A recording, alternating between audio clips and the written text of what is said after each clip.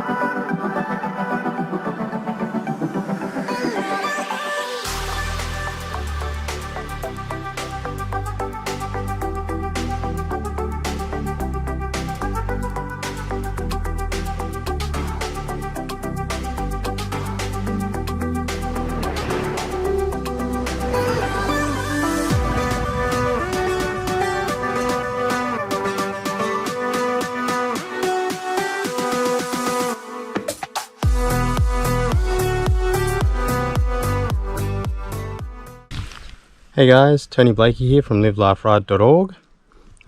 This is day, I don't know what day it is, but whatever. Anyway, I just left the Vivon Bay Caravan Park, had an awesome sleep there, and about to go grab some breakfast and a coffee. But I just wanted to show you these, because this is what I've seen along the way, and it just adds character to the place. It's bloody awesome. These are the locals' letterboxes. You know, they're really cool. They got like character.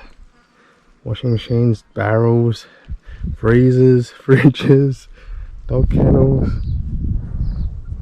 That is cool. Like, that adds so much character to it. Like, I love it. But I don't like this stuff. This stuff's terrible. Absolute crap. And riding on that while going up a large hill, you can't get any traction whatsoever, like with all these little round stones. Anyway, I'm gonna go have some breakfast. I might show you a bit of footage on my breakfast as well, because like the food over here is amazing. I love it. It's awesome. So see you soon. Burger with the lot and chips for breakfast, or brunch, because it's like 10 to 11 now. And a cappuccino. There's the bike over there. And then I'll ride to Raptor Domain today. So see you soon, Raptor Domain. Bye. Hey guys, Tony Blakey here from liveliferide.org. Today I've come to the Raptor Domain and to have a look at the wildlife and to see some of the sights and what they have to show and offer. So stick around and see what I've done. Alright, bye guys.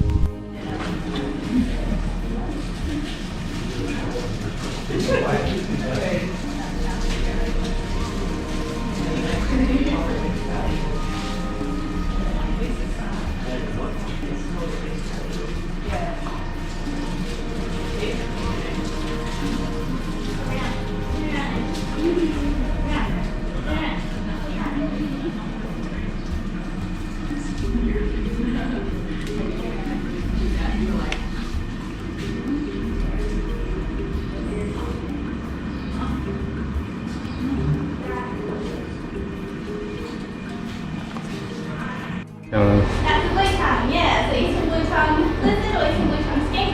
The shinglebacks and the blue tongues they're both skinks, they're from the skink family, so they're distinct tongues. Quarter blue tongue, probably two blue tongue there. Apparently that tongue shines brightly not that I've ever tested it, I should actually. But again, birds can see in the ultraviolet. So bird goes for this guy, he flashes out his big blue tongue, hisses at that bird, and the bird goes, oh, that's be potentially scary, so leave that alone. Same thing with your bearded dragons. This is Fergus, he's a central bearded dragon. So there's a couple of different types of them, the central bearded dragon and the eastern bearded dragon. When they get a fright by something, they puff out their big beard. So he's got quite an extra loose skin. A, because he's really old, he's about 15. And B, because they have that skin as a bit of a backup if they get a fright by something. They'll like suck in a bunch of air and puff their things out so they look spiky. They'll puff out their big beard and make it black. And try and make themselves look as big and scary as possible, basically. So that's their defense. You can hold all of these guys. You're going to start with their yes. He's very old and a bit scraggly. And they've got those nice little scales on them, those little flicks on the face as well. Yeah, they're beautiful, aren't they? Very shingled scales. Very shiny as well. And the interesting thing about these guys as well, most snakes will eat a lot of rodents, they'll eat mammals and warm-blooded stuff, whereas her name is Goldilocks. Goldilocks. Yeah. Sea eye. Holy moly! There we go. So that's a tiger snake. Yeah. She's quite a pretty one too. So she's got nice golden colours, but lots of them are fully black. Some are brown, so some look a lot like brown snakes, especially the smaller ones. Some do have red bellies and a black back, and looks like a red bellied black snake. Well, the first ones that were described were orange with black stripes, so that's why they call them tiger snakes. Depending on where you go, some people will tell you there's like 8 different subspecies of them. Apparently the most recent scientific study has been that that's not true, that there's only one species of them, but they range in a whole bunch of different colours, so that's why some people think they're genetically different, but they're not as far as I know. But a lot of the KI ones are black. Yeah, black. I saw one up on Flinders Chase as I was riding through it on the side of the road. Yeah, but I think it was squished by a car though. Not quite sure. I didn't get close enough. But yeah, he looked like a cobra because the front of its neck was flat. So, but that might have been because it was like. Because it was squished, but when they get a fright or when they're basking in the sun, they'll flatten right out. So that would have been why. But when they're being aggressive, they'll go up like a cobra and they'll flatten out. Okay. But they're generally pretty docile. Yeah. This one, I could probably give her a hug and she wouldn't care. She's really, well, just used to this sort of interaction. So it's the whole classic. They're more afraid of you than you are of them. You feel you come across a snake and it's being aggressive towards you. You're probably too close, so you can just slowly back away if you can. If it's slithering near you and it's maybe coming towards you, just staying still. Because if it's moving, then that's not an aggressive thing. It's just trying to get away, basically. So sometimes snakes will have their safe place behind you. Some people say that. So when they're like up in their S shape and they snatch you, if you back away slowly, because snakes don't want to be up and looking at you like this. Now the second most venomous in the world.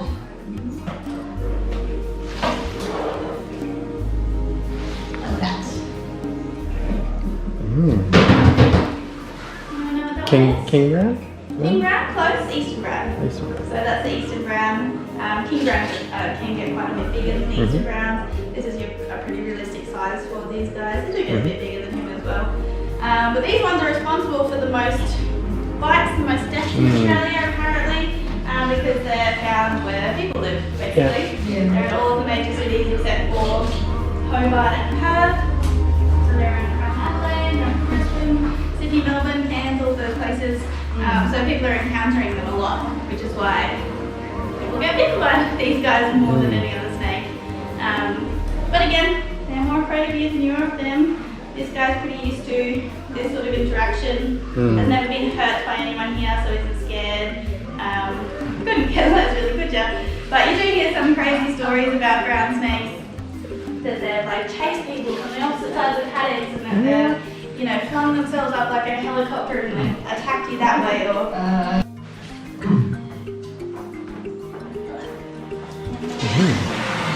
This is Morphe. So Sunny is an albino Darwin carpet python. So there's a bunch of different types of carpet pythons, subspecies around Australia. They differ a little bit in size and colour depending on where you find them.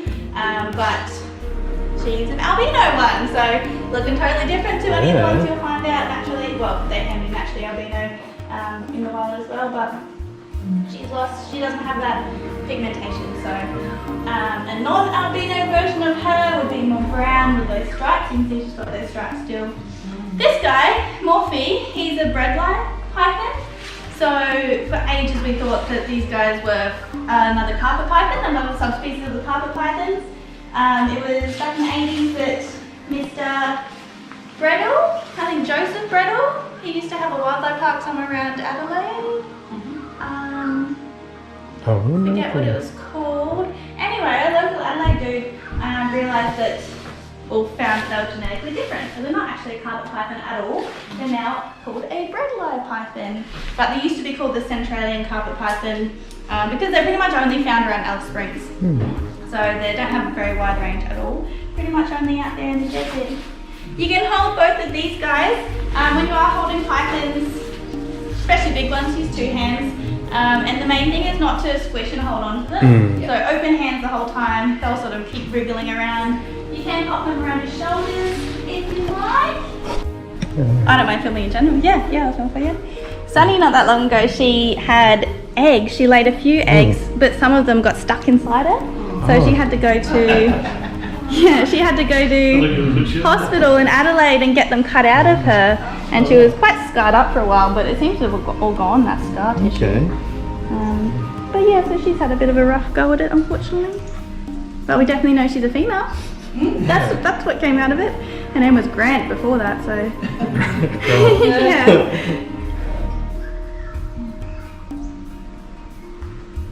This is very pretty. Yeah, lovely colours on her.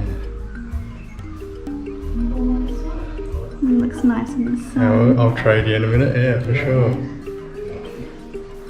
Cute, that's great. Do we stop it? Yeah. So they can't take a breath in. Apparently they can stop the blood pumping to the heart as well. They could even cut off the arteries to the heart, which is pretty crazy. Oh, you're awesome too. Yeah, they're pretty easy pets. Morphe here, a big guy like this one, we only feed every 6 weeks, 6 to 8 weeks or so. Okay. So yeah, I think my friend had one and it used to live under her bed. Under her bed? Yeah, and it was sizing itself up to eat it. Yeah, I've heard that before. Yeah. That whenever a snake will like line up directly next to a person, they're like, can I do it? Because they can eat pretty impressive like stuff. I think it's about 7 times the size of their head they can eat.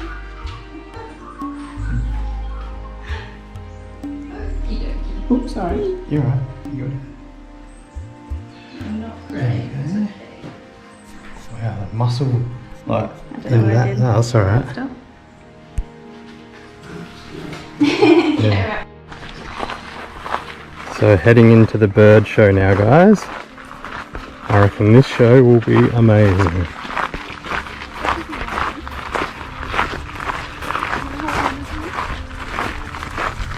So just walking down to the track to the sanctuary. Trying not to film anyone because there are other people on the tour.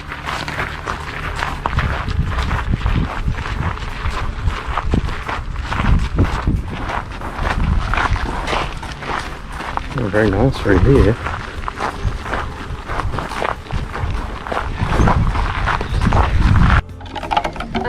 Now, we have lots of opportunities throughout the show for you guys to come up and get interactive. We do want to share it around a bit, so when that does come up, we ask that you just remain seated and wait till we ask, then pop your hand up, and then we'll call you out one at a time. Then it's a nice controlled environment for the birds as well. So when that does happen, we've got 2 glove stations on either side. I'm going to bring them a little bit closer. So basically all you have to do is pop some hand sanitizer on, and then you can pop the glove on. It goes on your left hand, and these nice big leather gloves. Once you've got that on, you'll be ready to hold a bird. And when you're holding the bird, keeping a nice fist, being a nice strong branch for them. You don't want a floppy branch, the bird's not going to be happy sitting on that. You want to be nice and strong. And the reason we need these nice big leather gloves is not because they're an amazing fashion accessory. They're going to protect us because the birds we're going to be focusing on today are raptors. And raptors have really big, strong, sharp talons that they're using to catch and kill their prey. They also have forward-facing eyes and a hooked and curved beak for ripping up that flesh. But my first bird is not a raptor, he's actually a predatory bird. He's a bit like the willy wagtail out here. He's going to be eating his prey with his beak, and he should be coming out any moment now. Now, predatory birds, the big difference is that they are catching food with their beak. This one's going to be quite recognisable from some of us. Hey Claude! This is Claude. He's our Australian raven. He's got a very important message for us all today. Alrighty, you reckon you're going to be able to go get that one? It's a long way away. Oh my god, wow. Good boy, Claude. What an awesome job. He's just showing us how easy it is for us to put our rubbish in the bin. Yeah. With the ravens, they're very clever at like working out puzzles also, because I've seen like they do the shape puzzle to get the food and stuff like that as well. Yeah. Claude is a great example of that. We try and keep his brain working. They've got about the same intelligence level as a 5-year-old. Oh wow. Which means that we've got to keep him motivated, we've got to keep him interested. So when he gets his food, he often gets it in a puzzle. Yeah. So it takes a while for him to figure it out. Has anyone played like the Kaplunk game? Yeah, oh yeah. Yeah, with the marbles. The marbles and pull the sticks out, yeah. Exactly. We made basically one of them with food. Thought it would at least take a couple of minutes for him to figure it out. Took about 3 seconds, and we're like, gosh, it took so long to make that. Yeah, he figures it out pretty quickly. Now, as much as I wish Claude here was putting rubbish in the bin through the kindness of his heart, he has actually been trained to show this behaviour. And how we train our birds here is we use a system called positive reinforcement. That's when I have something that he holds at high regard, these little beetle grubs. They're very yummy to him. And when he does something that I like, I'm going to give him some. But when he does something I don't like, I'm just going to ignore it. That way he's not going to become scared of me. And because he's not scared of me, he's not going to be scared to show new behaviours. Just like that. Yeah, so one day we were on display. Claude made a really nice call, so we gave him lots of mealworms. Yes, just like this. And basically he learnt from that, if I call, every time he calls he's getting mealworms, so then he's going to start doing it more and more. But then he was doing it way too much. Very hard to talk about the bird when he's just consistently calling, and so we paired it up with the hand movement. And now he only gets rewarded when he calls with the hand movement. So it just shows how smart these guys are, and it's a very easy way to train an animal. It works if you've got dogs or cats at home. All you need is something that they hold at high regard. Often treats are an easy way to train an animal. And they also have to be capable of the behaviour to learn it. But Australian ravens, like I said before, very smart species of bird. They're also quite readily. You can see he's smart as well. He knows that we've got yummy food, so he's going to hang around. Oh, too slow. Now, they're very commonly mistaken for as crows, but they are different species. We've got 3 species of raven here in Australia. 2 of them can be found here on the island. But some things to look for, different shape in the beak. Oh yeah, that was a bit too close to making a hand signal. But the curved shape in the beak is more of the raven. Also different coloured down feathers. But if you don't know what you're looking for, it can be very confusing. But Claude here, he's done an egg. This is Edna and Charlie. So these guys are both brown falcons from the falcon family. Of course, we've got 6 species of falcons in Australia. 5 of 6 have been recorded on Kangaroo Island. That's quite nice. We've got quite a few of them here. Saw a couple of brown falcons the other day down at Flinders Chase, so look out for them while you're here. Charlie's going to be pretty typical of a brown falcon. He's going to sit up there on that dead tree. So that's how you see them often in the wild, just sitting up there waiting for prey on a tree or on a power line or something, somewhere with a good vantage point where he can watch the ground for stuff coming underneath him. So they'll eat a whole bunch of different stuff. But we can get pretty interactive with Edna at least. So what of you guys? Do you guys want to hold it? Yeah, sure, you can start. So sanitize and grab that big glove over there. What about someone in the back over here that hasn't had a go with anything yet? With a barn owl in the back. Okay. Did you have Casper on your lap? Yeah. Oh no, I haven't. No. You didn't? Cool. Well, that's fine. You can Cool. sanitize and grab that big glove over there. For which have really big wide paddling wings, because barn owls are designed for that slow, silent, stealthy flight. Whereas Edna, Candy brown falcons, are designed for daytime hunting. So when you're out during the day, you have to have something else to your advantage. So you have to have a bit of speed behind you, because your prey can see you coming, basically.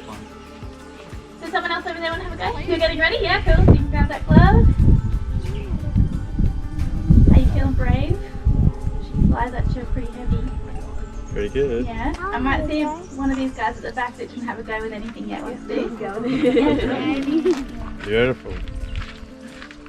Are you ready? Go back and hide. Thank you for that. So if you're looking at brown falcons in the wild, maybe you think you're seeing a brown falcon. So they'd like to quickly dive in from above them and use their sharp beak to crack the back of the neck, hopefully. But brown falcons in general have really thick scales on the feet, and they've got thicker belly feathers as well. And snakes in Australia don't have very big fangs. So if the snake was to turn around and bite Charlie, it's likely to just get a mouthful of feathers or to not be able to penetrate through those scales on the feet. So they've adapted to be able to hunt venomous snakes, which is pretty cool.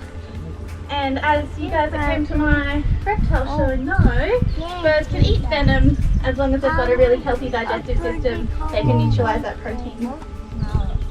So often hunting venomous snakes, which is quite nice. They're a good bird to have around.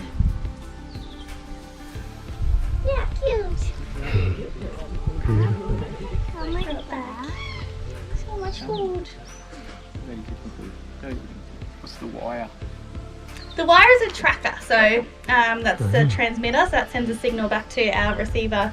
So if she does go for a little bit of a joy fly, it sends little beeps every second or so we can hone in and find She's not her. worried about that at About all? the tracker? No. No, we don't leave it on all the time. She Okay. would chew it if we left it yeah. on her all the time. So it's just got a little clicker button that we Ah, can wicked. put it off and on as she's flying.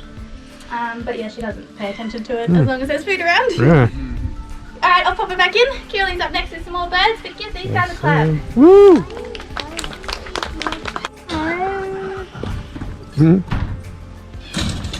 Look out, buddy. Wow.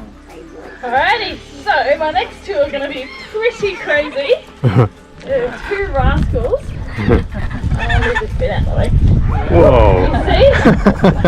And the other thing is, they're not really scared of anything. So they'll go land wherever they want, even if it's right next to a person.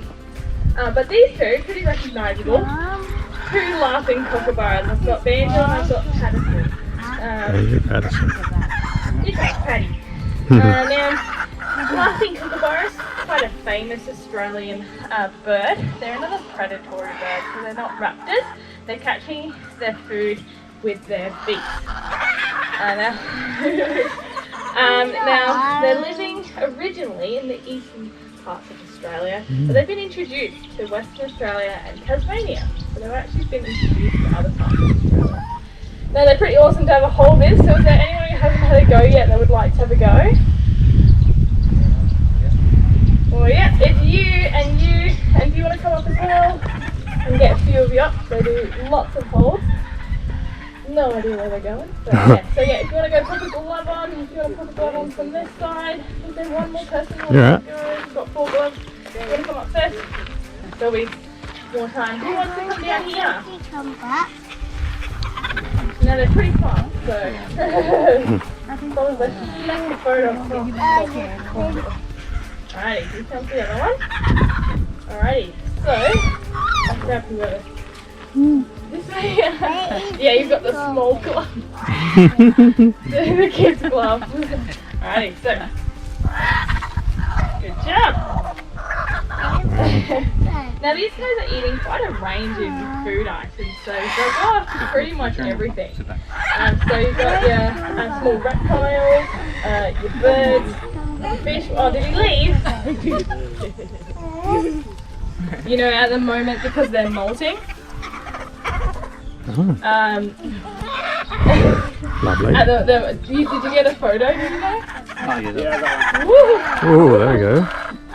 If you want to come a bit closer, then you can get a better picture. That's the girl, and she's not very happy with him at the moment. So, sort of being a bit grumpy with her boyfriend. So. Now, would you like to come up now? Yeah. And did you want to come up as well? Yep. Yep. If you'd like to come up. And did you have your hand up too? Oh, no. Alrighty, yeah. So, you like I said before, eating lots of things. One of them being venomous snakes, a bit like your brown falcons. They'll go after like ground snakes and things like that as well. Obviously a little bit smaller. Oh, you as well, okay. So she likes to do all of it. I'll see if you can. Get a big piece of food. There you go. Oh, did something drop on the floor and then you want to... There you go. Yeah. So they're eating all sorts of things, including fish as well. Alrighty. Grab that one. Oh, there you go. And if you want to give your glove to him, yeah, then you get a nice big glove. Did you get a photo? I'm right. Would you like to have a go? All good? You know. It's very hard because they have a mind of their own. Naughty. Not going to get any more food after that. There's so many. It's so hard to get out any information when I'm talking about these two. Now, because they were introduced to different parts of Australia, they're actually becoming a little bit of a menace when it comes to, they're another hollow-dwelling species. So, they're actually taking hollows away from birds and mammals that were originally there that's having a bit of a harder time. They're very territorial, so, yes, they don't be too mean to each other. Yeah, she's not happy with him at the moment. Oh. Yes, poor thing. You're being so mean, Banjo. Domestic. Now, yeah, so because of this, we can't really retract our what we've done by introducing them to places because it's not fair on the individual animal. But what we can do to help is reduce the impact. And so putting up nest boxes for kookaburras is a good way to get them using those nest boxes. So species that might not necessarily like using nest boxes have more of an opportunity to go to them. So they're a family dwelling, like they like to live in family groups. So you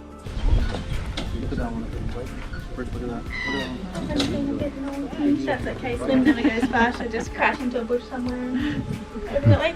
But this is Matilda, so back to owls. She's now called a mast owl. So Kiralee might have been talking about the mast owl family. I probably mentioned that as well. This species is an excellent job, so I might send him home. Do you want to go home? Yeah, good boy. Wow. And he's going to get rewarded back there with the rest of his food. I know, this guy hanging around. Willie is actually a wild bird. He just knows that we've got yummy treats to, at the start of the show, so he likes to join in. So here comes our next bird. Beautiful. This is the beautiful Shush. Now Shush is a barn owl. So she's a very friendly barn owl. In fact, she likes to come sit on people's laps. What? So if you're in the front row, I'll bring a Shush around. If you'd like her to sit on your lap, that's alright, I'll get to all of you. Just sit with your legs nice and close together and your hands off your lap. Just because she does have quite sharp talons, so you don't want that to land on her. And unfortunately we can't catch Shush today. Pretty hard to sanitize a bird, so unfortunately we can't. Now barn owls are one of the 9 species of owl found in Australia. And each of those species are part of one of two families. We've got the masked owl and we've got the hawk owl. Now you can probably guess Shushi is part of that masked owl family. She's got that beautiful heart-shaped facial disc. Yeah, it's pretty sharp. But that is not just a cosmetic thing, it has a very important purpose. What it does is it funnels all the sound into her ears, so she has incredibly good hearing. In fact, you can hear a mouse from around 100 meters away. So very impressive. Alrighty, I'll go with that one. There we go. So all those feathers are helping direct the sound into their ears, and they've got quite peculiar ears actually. They're lopsided. So her left ear is higher than her right ear. So luckily they've got feathers to cover that, because I reckon if we had lopsided ears we would look ridiculous. But it helps them pinpoint exactly where that prey item is, because not only can she tell if it's coming from the left or the right, but also higher or lower. So it's going to help her immensely. They're hunting at the dead of night. They're a nocturnal species. So they're going to be relying a lot more on that hearing to do their hunting. That cover of darkness is going to help them sneak up on prey items such as mice. But mice have really good hearing as well. Alright, you ready for this? Oh, wrong way.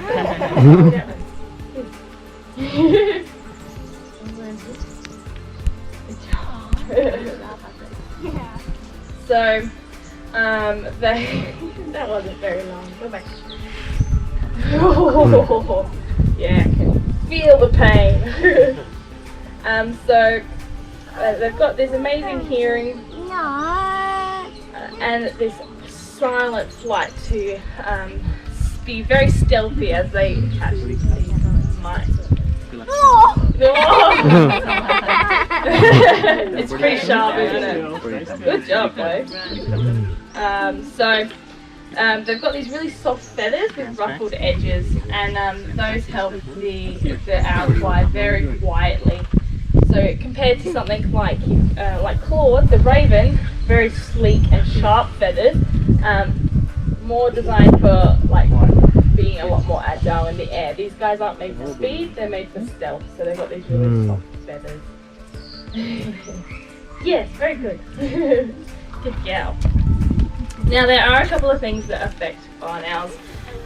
One of them being your secondary poisonings. Would you like to have a go? Yeah. So secondary poisonings when we as humans, just gotta wait for a bit of mouthful. So we are using pesticides and poisons to kill off rats and mice. Unfortunately, it can take a couple of days for that to take effect. So the mouse then goes out back into the wild, and a predator, just like Shush here, will go and hunt it and pick it up and then eat it, and then in turn get poisoned themselves. So one mouse is not going to be a huge problem for them, might make them feel a bit unwell, but one barn owl can take up to 6 mice in a night, 6 poisoned mice, you're not going to be doing very well. And it's really sad to see, because when you get rid of an awesome predator, like a barn owl, you're going to find that your population is going to get higher at lower. Did you guys want to have a go too?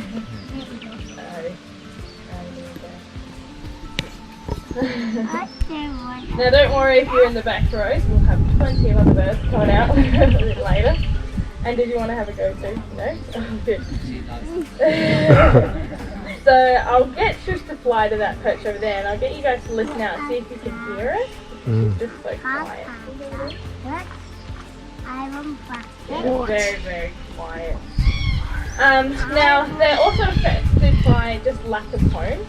So we're going to have mum and dad and chicks as well as previous offspring coming in and out. So once they claim their territory, they're going to have a lot of birds defending it. So best thing we can do to help is make sure that they've got a place to live that's not in those naturally created hollows where the other animals might want to stay. No, only one for the family group, which is why they're quite large. So they definitely got quite a large nest for the size of the animal. Oh. It's got all stuff on its beak now. Other things we can do to help is just in general keeping our waterways clean. Lots of people like to help out their like native wildlife, including the kookaburras, and so you can feed them, but often it's the wrong food. So we do suggest just giving them a clean water source is a really easy way to help. So whether that's putting up a bird bath, making sure your nearby creeks and rivers are a little bit cleaner, all these sort of things are going to help these guys out, as well as a lot of other bird species. So these guys are doing quite well, but like I said, we can help reduce the impact that we've created by introducing them to places where they've got the land. But these guys have done a pretty good job, and as soon as I have no food, they'll go off and find their own food, so I'll go. They don't have the tracking because they're so tame, they just won't go anywhere? Not necessarily that. They are just a little less likely to get, lost or disorientated, things like that. So only a couple of our birds have the trackers on them. Also, they don't have the jesses, so the things around their ankles, because they're not raptors. They don't have those really strong feet, so we wouldn't want to put them on there. Where did they go? You want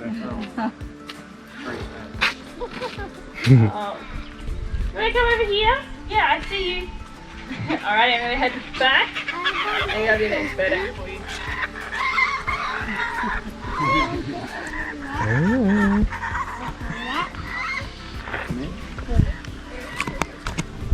Are you open yet?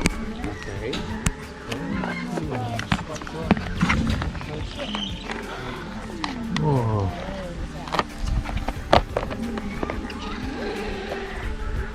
Alright, so back to owls. This is Ellie. She's called a barking owl. They're called a barking owl because they look, or they sound a little bit like a dog barking. They're like a woof woof. You might have heard that before, have you? Woof woof. That's a territorial thing, a bit like with the laughing kookaburras when they laugh, that's territorial. So she's not being territorial at the moment, so we get all her little twills and her whistles and the growls instead of that woofing noise. She looks totally different to your first owl, to your barn owl shush. That's because they are from a totally different family. So this girl is from the Ninox family, or the hawk owl family, so they're designed a little bit differently. She's bigger for a start, bigger through the body, bigger legs, bigger feet, so she can catch bigger stuff. She'll go after lots of rodents and stuff as well. Mice and rats and potoroos, gliders, brush-tailed possums are regularly had by barking owls, which is pretty impressive. Sulphur-crested cockatoos are a big part of their diet too in some places, which is a bird that's the same size, if not bigger than her. So pretty impressive. She's also quite friendly. Who hasn't had a go with anything yet that would like to? Yeah, you're straight up. So sanitize and grab that big glove over there. And I know you're bunched up this way, but one more person over here. You hasn't had a go with anything yet? Yeah. Is he too young to have a go, or is he? Oh yeah, for her. Yeah. Would you like a go? Yeah, do you want to come over on this side and grab this glove over here? Alright, you step back, buddy. Whoa.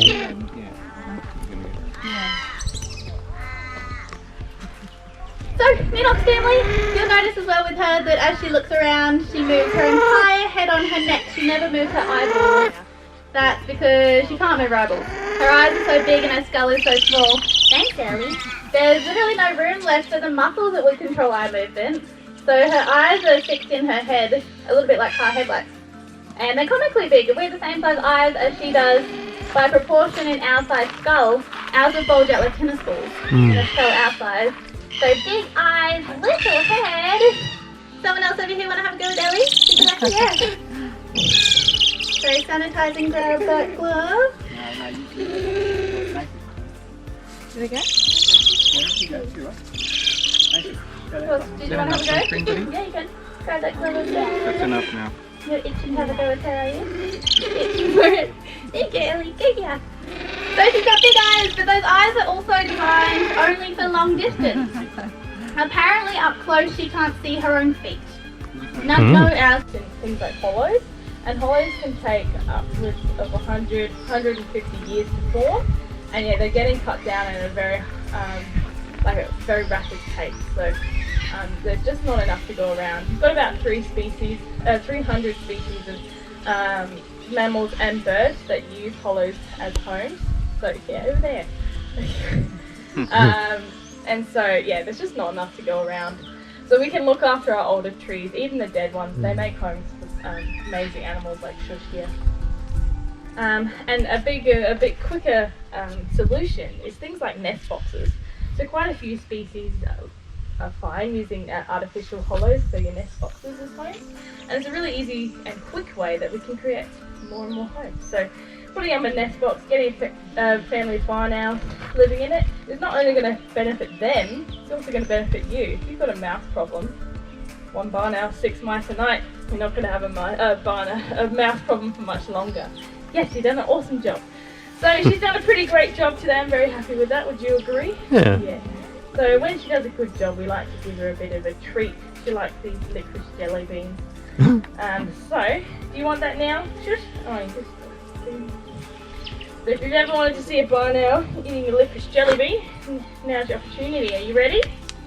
Yes. Ah, licorice jelly bean. Of course, it's an owl-appropriate jelly bean. She's just going to show you just how they're going to eat it. You're going to eat it. Just... Oh no, you're going to make sure it's a little bit more dead than it was before.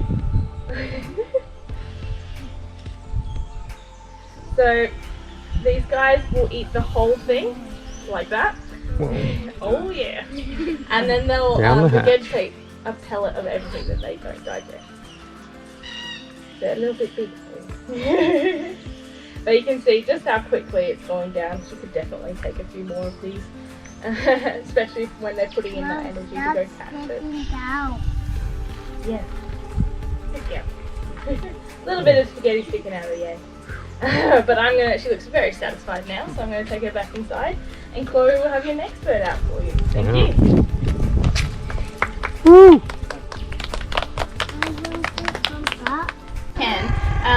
It's likened to us looking at our feet through binoculars. Just a bit blurry, hard to focus. So she's got little whiskers. And all owls have those little whiskers. They're feathers, of course. They're not fur like a cat or a dog's whiskers. Not yet. She loves that perch because we do some big flying with her in a minute. But one more glove, Ellie. Hey, come here. Ellie. The little whiskers on her, they act as her close-up vision basically. So when she caught something, being a raptor, she's catching that stuff with her feet. She then has to feel around. She feels where the head is, where the tail is, if she even got the right thing in the first place. So they're her up-close vision. Do you want to come over this way? And then we'll see. Remember that whole positive reinforcement thing that Kirili was talking about? Just have to play it out. Here, Elle, look. We're doing another glove. Stuff coming out of it. Yeah. Ellie. Look here. One more hold. And that's her favourite thing to do. Well, okay, so what I'm going to do in a second with her is I'm going to toss up a bit of food in the air. She flies and she catches it with her feet, and then she'll land. And she absolutely loves doing that. So she's just telling me, I want to do any more holds. I want to do some catches. But I want her to do catches when I'm ready, not when she's ready. Otherwise she'll never sit on a glove. Yes, Ellie, come down.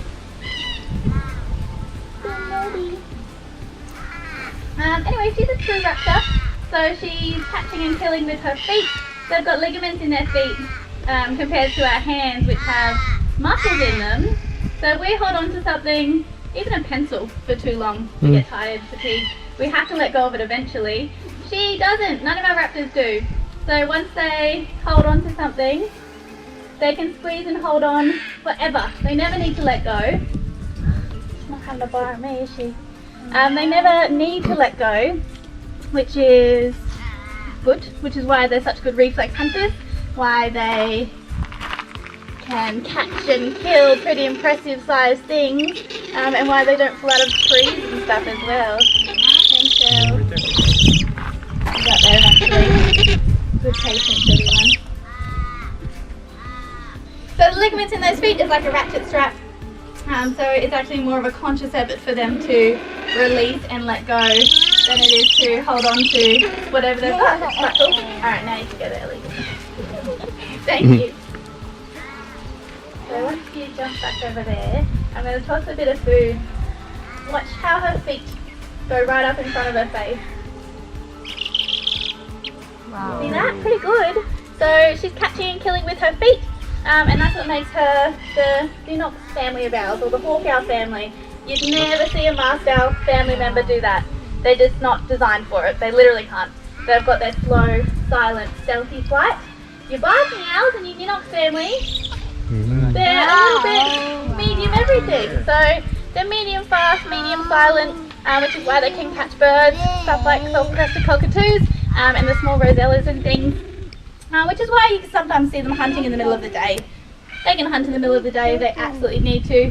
Because it doesn't matter if their prey sees them coming, they can close the gap anyway with that speed. Now look at this, Ellie. Oh, there we go. Yum, yum, yum. Notoriously hard to get home. But you come down here first. Come down here. The problem is, if I go over there and pick her up, and she's like, this is easy. I don't have to do anything. I'll just sit here long enough and you'll come get me. Yeah, Elle. Come down here. Come here. Want to come up here? Big beautiful yellow eyes on these guys as well. That's because they are sometimes hunting in the middle of the day. Apparently it acts like a natural sunglass on them. So compared to the mast owls, which have those pitch black eyes, that's another indicator that you've got the Dinox family. They've got those little yellow eyes. Yeah. Look over here. Slow and steady, Elle. Come on, they're getting there. Yeah, right, good bird. There it is. Now I'm better rat for you. Alright, I'll get this naughty girl back inside, but give her a clap. Woo! Give her a clap. Stop, stop. Yay!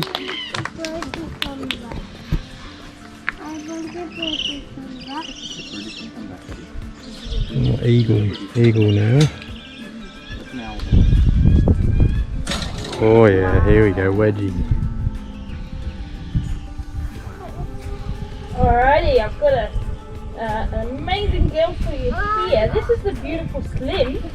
Now Slim is a raptor that not many people know about. It's a black-breasted buzzard. Oh, And that's not where totally you wrong. need to Not a go. wedgie. Bye. Oh. I wonder what made her do that. Well, I might tell Shani to go. Shani can go have a look for Slim, perhaps. But yeah, so usually she's like hanging around here. Luckily, she's another one who has a tracker on, so we'll be able to get one again.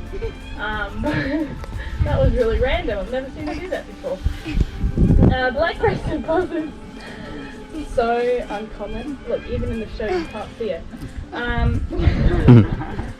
So these guys are a pretty amazing bird. They're the third largest raptor here in Australia. They're weighing over a kilo. They've got quite a large wingspan. They are quite commonly mistaken for things like your wedge-tailed eagle, but they are quite a bit smaller, and they have very short tails compared to the wedge-tail. And they're famous for doing one thing in particular. They crack open eggs with rocks, so they like to use tools.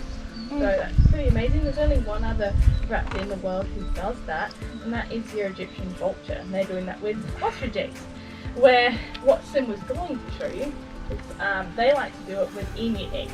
So they like to break open an emu egg with a rock, and it's a totally innate behaviour. So it's not one that is taught to them. It's not one that we taught to her. They do it. They know about it since they were born. She's not going to be coming back. So we'll have to go look for her.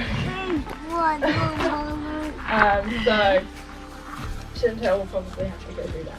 But that sucks because now I'm glad I get to see. But yeah, hopefully she will. And so you can see our birds can just leave any time. But for Slim, because she's been brought up in captivity. And how we do that, we've got like a singer, and it gives out a like a note. And that note gets louder and louder the closer you get to us, depending on which way you're facing. So yeah, that's what Chantel will probably have to go do now. You go very far? I've never seen her do that before, but we've had other birds go quite far, so like hobby cows and stuff like that. And whenever we get an outside predator come in, that's quite often when they will have to go off, something like that. So we also had one of our black cats just go away for 3 days and come back just randomly, which was pretty sad, but yeah. One of the things that the black-breasted buzzards struggle with is just that change in habitat. And so one of the things we can do to help with that is just make people aware of them, which is pretty hard to do because you can't see it. But yeah, if you know about the bird, then you have more opportunity to help out with them. So I will probably head back inside because it's pretty boring when you don't actually get to see the bird. But I'm sure we'll be able to get another bird out for you. Thank you. Yeah. Yummy. What we're joined by nervous birds, and they are black kites. Now, just like the brown falcon, boring name, very interesting bird. Now they're going to be showing pretty cool skill for you here, called eating on the wing. So I'm going to throw a piece of food up in the air, and she got it. But they're going to catch that food in midair, and then she's going to proceed to eat it as she's flying. What? Yeah, so she's going to not even land, and she's going to continue eating. Look at that. Well, you got half of it. As she's flying, and this is a very important skill for them to have because it means that they can preserve energy by not having to land and then take off again, and they can also protect their food from being stolen by another bird. And this is really important because black kites are a flocking bird. They live in flocks. It is very rare for raptors to do so. So they'll live in flocks of 100, even up to 1,000 birds at a time. So you definitely want to be protecting your food from being stolen. So it's a very important skill for them to have. Now, a pretty common bird, in fact, in the Northern Territories, just like if you come from South Australia or something, we have a lot of magpies.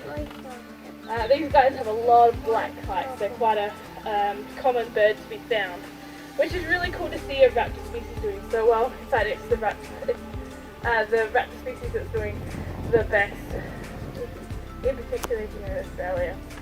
Now, they've got a very interesting attribute to them, or skill, and that's that they actually go after bushfires. So they'll go looking for these bushfires, and they'll flock to them.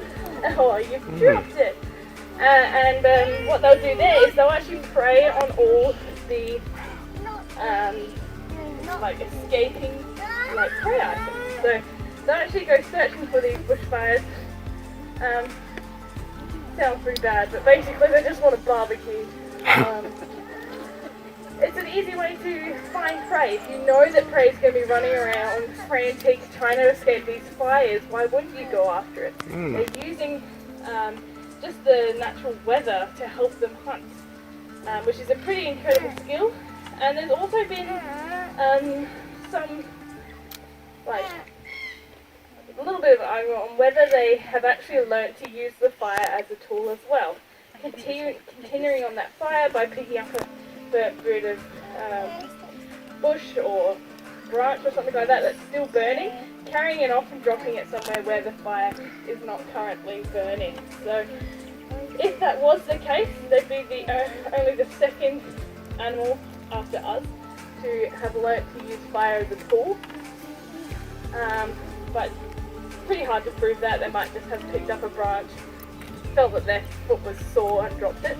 But I think it's happened quite a few times now that it's become quite a thing that these guys are known for. Pretty incredible bird. They're doing really well, as I said before. They're eating all sorts of things, basically anything they can get their hands on. They're even found around trash, like where they're just eating trash that we've left behind, as well as things like carrion and all that. And I've run out of food, so we can't do any more catches. Now, they are also quite similar to your whistling kites as well. And then when you do find a flock of black kites, often you'll find a couple of whistling kites with them. So, pretty awesome species. And these guys will just be hanging around, flying around. Chloe brings out our last bird. These guys will be chilling out having the best time. Dan, which is the one flying out now, he's the one that decided he wanted to go on a 3-day holiday and came back in the middle of a show just randomly, and the person who was like, oh look, there's a black kite. Oh wait, that's our black kite that decided to go away for 3 days. But yeah, he's just gonna be chilling up there, and Chloe will have your next bird out for you in a moment. Thank you. Woo!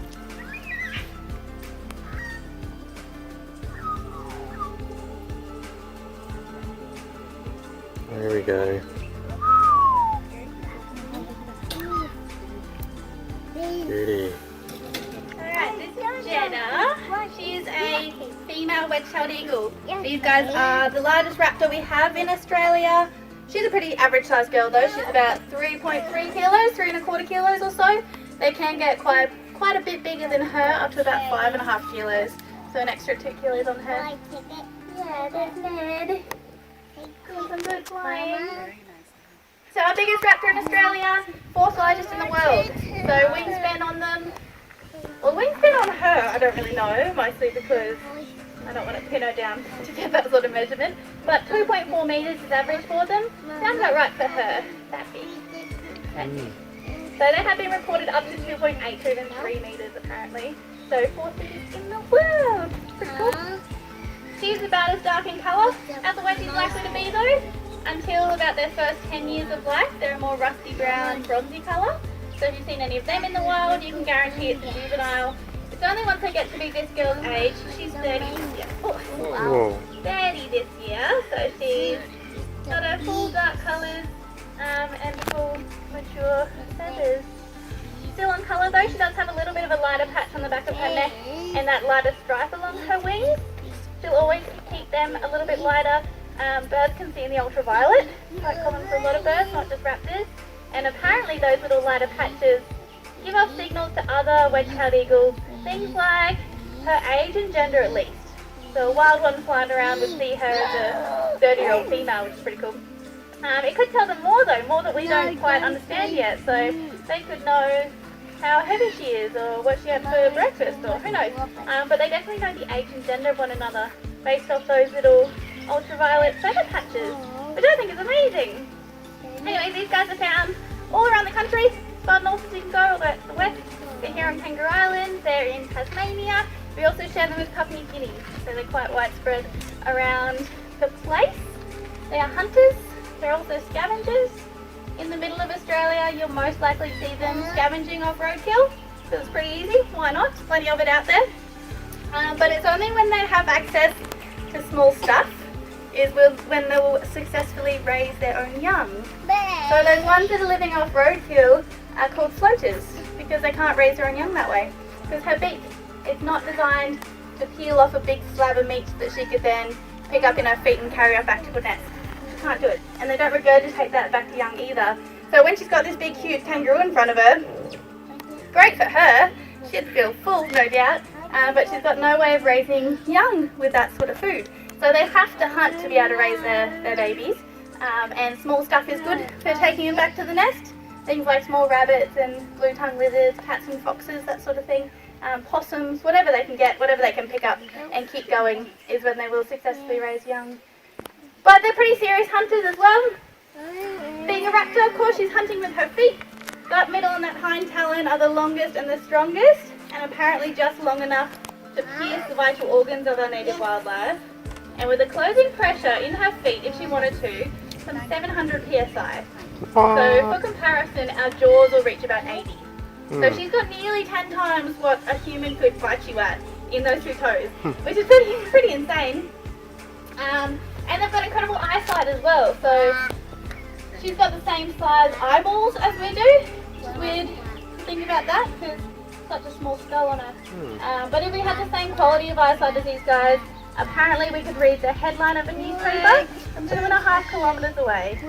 Something that big. Apparently she could see the twitch of a rabbit's ear from about 7 kilometres away.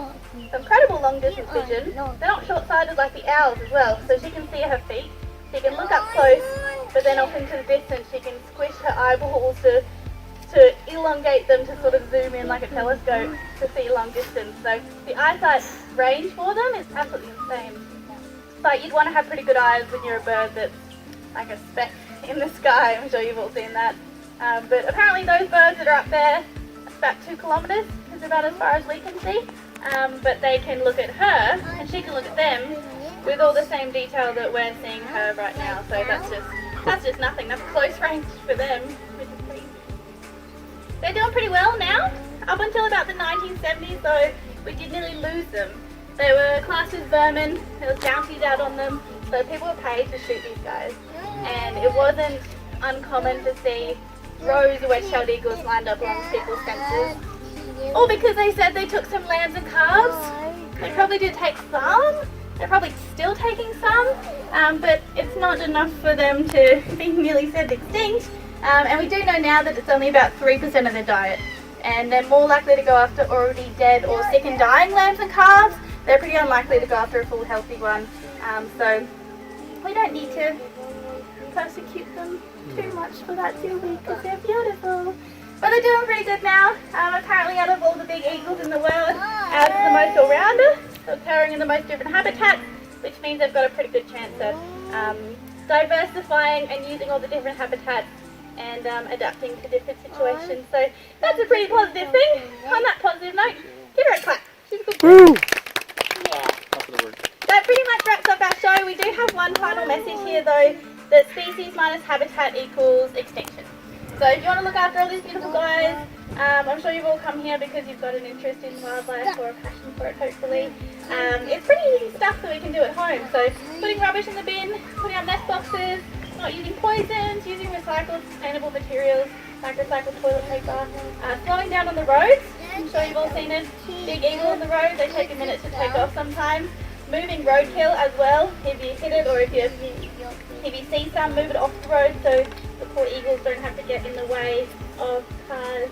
All that little stuff that we can do just to help them out in the long run, because it is ultimately up to us whether they thrive or not. Anyway, on a lighter note, if you want to hold a wedge-tailed eagle, you can hold a girl Nelly, who'll be a little bit younger than Jeddah and a little bit less face spidey to strangers. But she'll have more of a ginger colour, so she's an extra $10 fee though, and that'll go back into our rehab stuff and our conservation stuff we do here. And you have to be over 12 years old. So for some of the smaller guys, if you want to hold something extra at the end, we can also bring out a peregrine falcon if you like. So you haven't seen one of them today, but they're the fastest animal in the entire world. So that's pretty cool. She's an extra $10 as well if you want to hold Missy.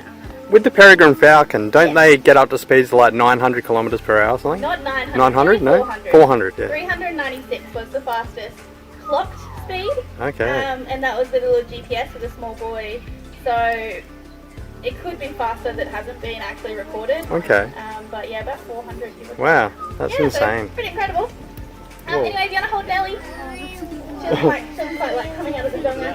But she's bigger bird than Jeddah. And she really will have a nice big glove for you. So if you want to hold her, oh, here's Liz.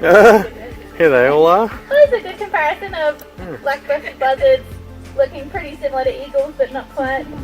Hi, Slim. Naughty bird.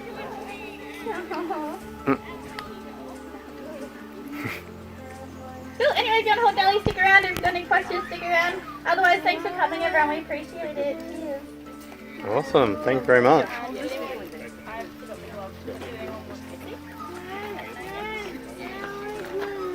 want the peregrine? Oh, you can hold Nelly, yeah. Does anyone want peregrine? Anyone under 12 or mad falcon fan? Yeah, you can hold Nelly. Okay, I'll go get the glove. Yeah, you can just stay where you are and we'll take in turns. I'll be back in a second.